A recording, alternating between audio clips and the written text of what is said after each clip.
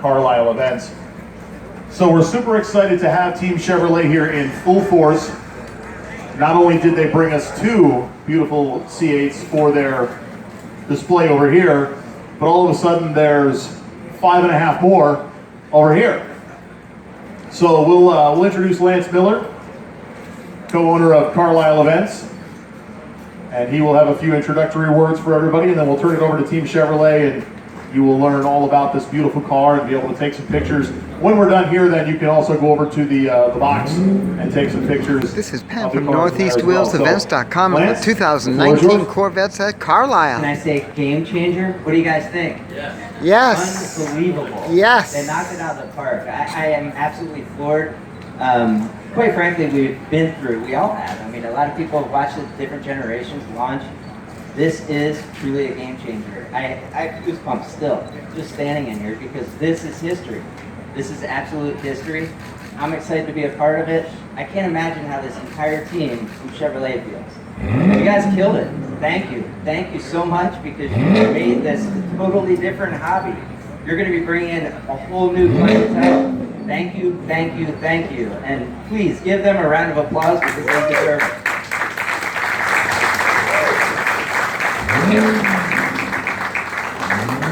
So we are going to get slammed today. It's going to be awesome. I'm glad you guys are here to take a good close look at the cars, enjoy it, and that's all I've got. I'm just thankful to be here right now with all of you. So enjoy yourselves today and have fun. Tadge, you want to come up and say a few words? I'll put you on the spot, buddy. The chief engineer, and I'm sure there's plenty of the team that will be happy to talk to you as well. So Tadge, thank you, thank you, thank you, thank you. Thanks, Lance. And it's really fitting, actually, that we're here today. This is the first Corvette customer event, so major Corvette-specific customer event that we're doing since the reveal. And I think as the biggest Corvette event in the world, it's very fitting that we're here so shortly after revealing this car. Corvettes at Carlisle 2019. Everybody who's got a shirt like me, those dark shirts, is part of the Corvette team who's been working on this, pouring their blood, sweat, and tears into this car for many, many years, trying to bring us to the point where we are today. So we've got a bunch of pre-production cars out here that have been actually built in Bowling Green, so we're just starting to build some of these cars off the line. We're still producing the 7th generation car. We will be for another couple months, and we're just kind of training the operators and learning how to build this car. So we brought a bunch of the team here, both from Michigan where we design it and Bowling Green where we build it. They'll be in this tent all day, so here to answer your questions. We got a variety of cars in different colors here. We have more color choices, more options to customize the car than ever before. And then from a design and engineering perspective, having the rolling chassis here is really our pride and joy, showing what's under the skin that makes this car a world-beating sports car. We've evolved over generations, learning new technologies. The car's been composite-based for a long time. We use a mix of composite and metals, aluminum, magnesium. There's not much steel left in the car, but all to make it very light, very stiff, and then lots of exotic composites to round out the car. So you can see a lot of that content in this rolling chassis, so be sure and take a look at that. So, you know, we've announced, how many, did you guys all see the reveal? I assume Yes, sir. you kind of, you have some idea what the car is all about. Yeah. I said we've been working on it for many, many years. We had to figure out how to get more weight on the back end of the car. So that meant putting the engine in the back, but then how do you keep all the rest of what's great about Corvette? So, you know, we've evolved the car to be having a lot of bandwidth. It's great as a daily driver. I was talking about this ahead of time. Great as a daily driver, great as a long distance country tour, also great as a track weapon. And so we had to figure out that formula, which meant making it fit into people's lives very well, having a lot of utility around the car. Having the standard removable roof panel, which we've had since the 4th generation car, and then not having to leave it in the garage when you want to take it off, that was a big deal. How do you design a car where this rigid roof can come out and fit in the back end of the car when there's an engine back there. That was a big part of the challenge of doing the car and not having it come looking like it's towing a trailer.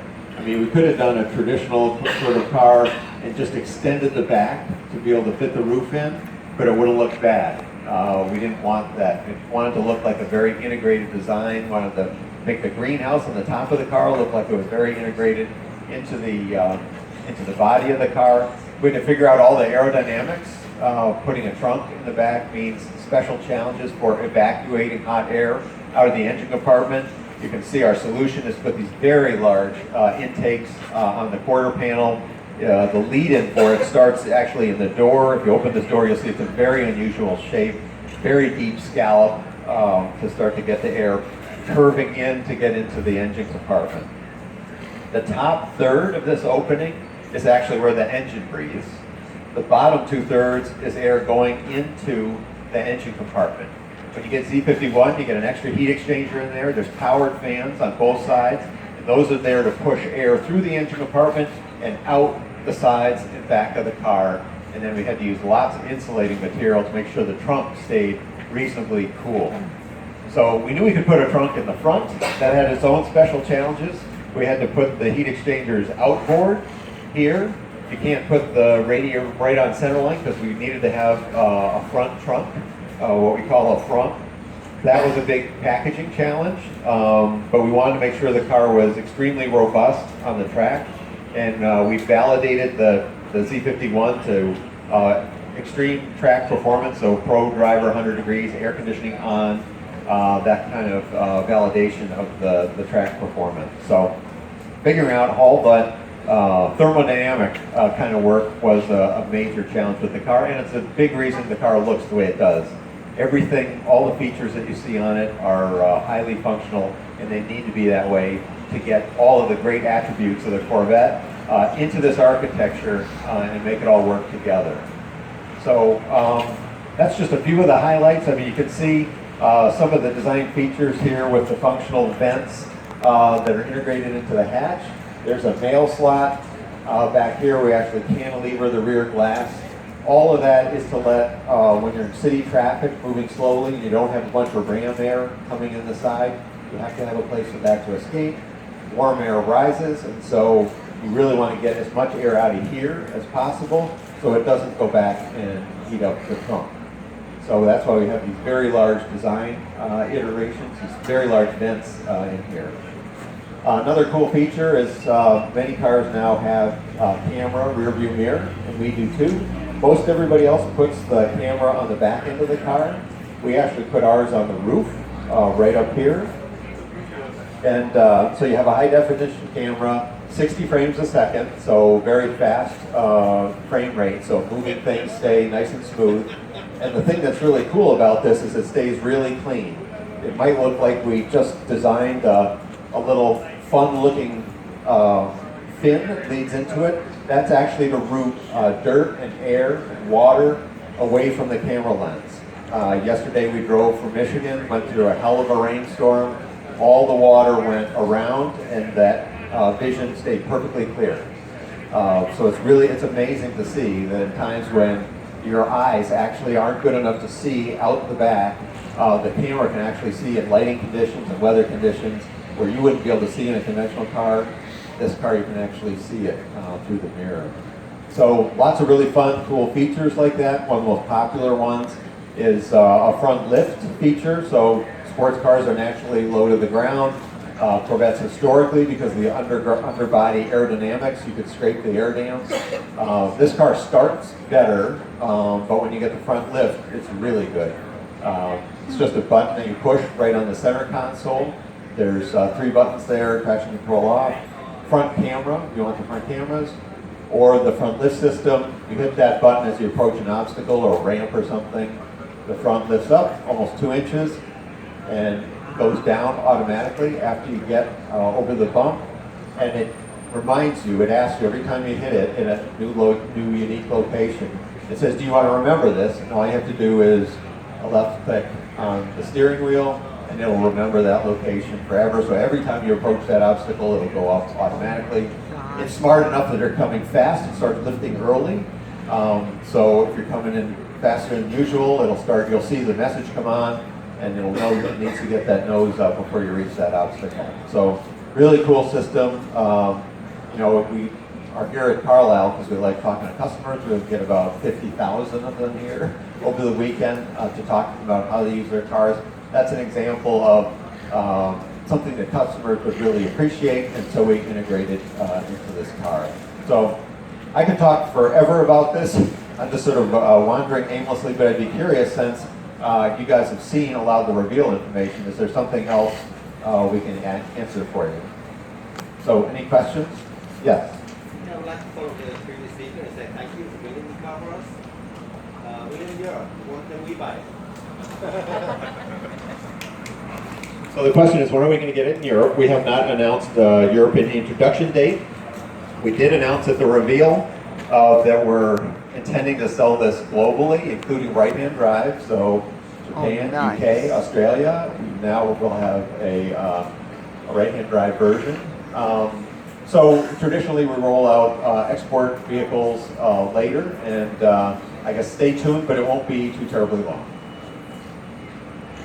More questions? Yes. What kind of production numbers are you predicting for 2020? So the question is, what kind of production numbers? We never forecast production. We're going to try to build as many as we can to meet customer demand. Initial indications is demand is going to be high. We predicted that, and so we're adding a second shift at Bowling Green. We're in the process of getting those employees hired and trained right now. So I can't predict. We never know, and usually the honest truth is we're usually capacity constrained at the beginning because more people want cars than we can produce, but we're adding a second shift, so we're going to try to meet demand the best we can. Yes, down here. So the question is, will there be a convertible? I always say they're all convertibles. You take the roof out, I was just talking about that. But a regular conventional convertible, full convertible, we actually teased that at the reveal. If you watched the last video, we actually showed a couple, if you freeze framed it, there was a couple of shots of a convertible top down. So yes, there will be one, and no, you won't have to wait too long for that one either. Engine light package, does that have a separate switch going on and the lights? Is he allowed to ask a question? He's outside. Good question though. So one of our options, one that we're really proud of, if you walk around this fairgrounds, you'll notice that a lot of people like to modify their cars. One of the things they like to do is decorate the engine compartment. You'll see a lot of the cars with the hood open. They want to show off their engine. They also want to decorate it as much as possible, enhance it, the appearance as much as possible. So we thought we'd offer a factory option. So what's the cost, Harlan? $9.95? It's a bargain. It's too cheap. Anyway, for $1,000 you get carbon fiber surrounds. So on either side of the engine, we close out with some thin carbon fiber panels, and then we add lights to the engine compartment. So whenever you open the hatch, the light will come on. So anytime as you approach the car and you hit the button or you engage the handle and turn the lights on, you'll see that. Anytime you open the hatch, you'll see those lights on. It gives the whole engine a really nicely lit appearance.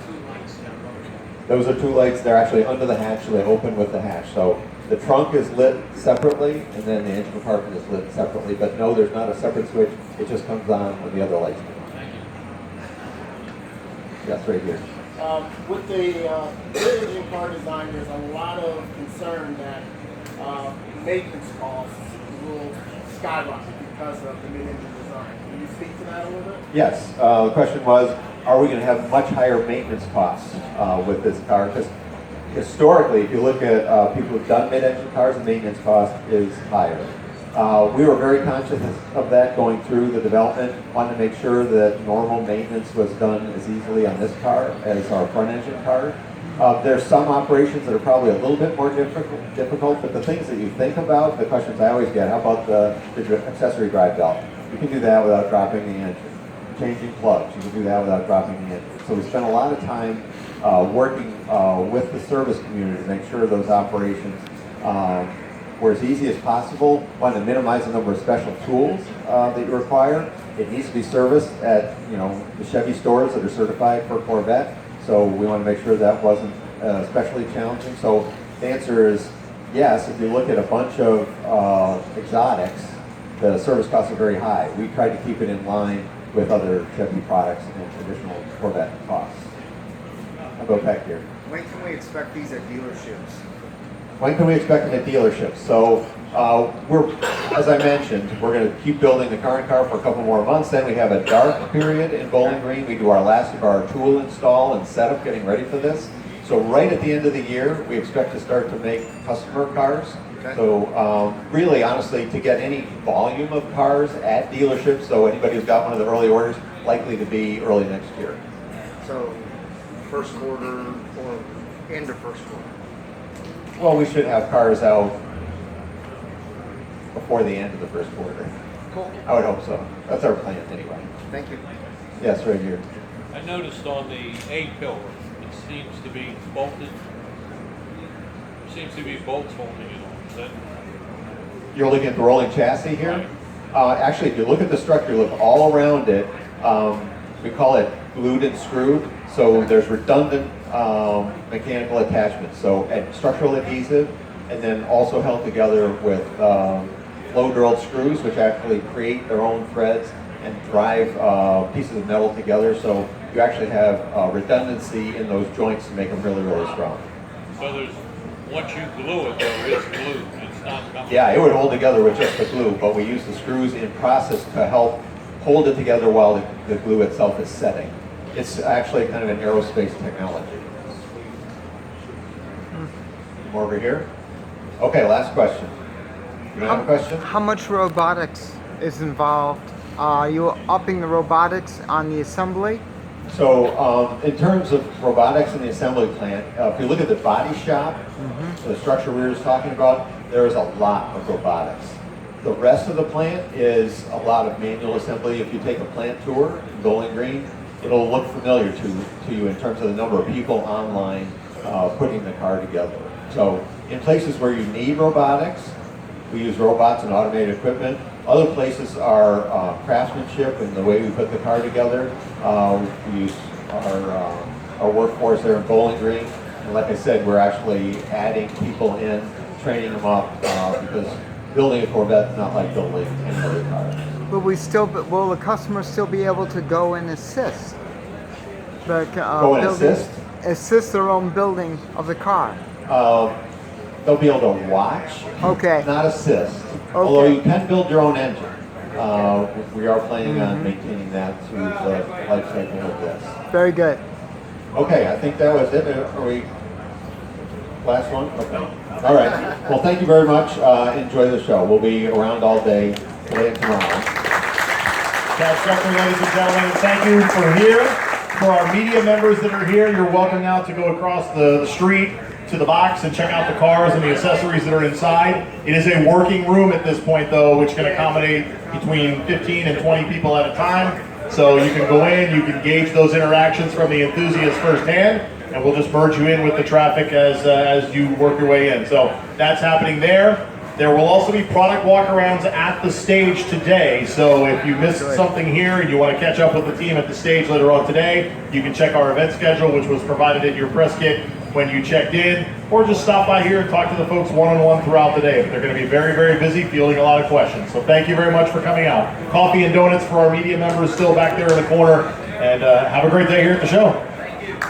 This is Pam from NortheastWheelsEvents.com at the 2019 Corvettes at Carlisle, checking out the new C8. For more cool events like this, make sure you check NortheastWheelsEvents.com, SoutheastWheelsEvents.com, UKWheelsEvents.com, and while you're there, post and share your events. I'll see you at the shows.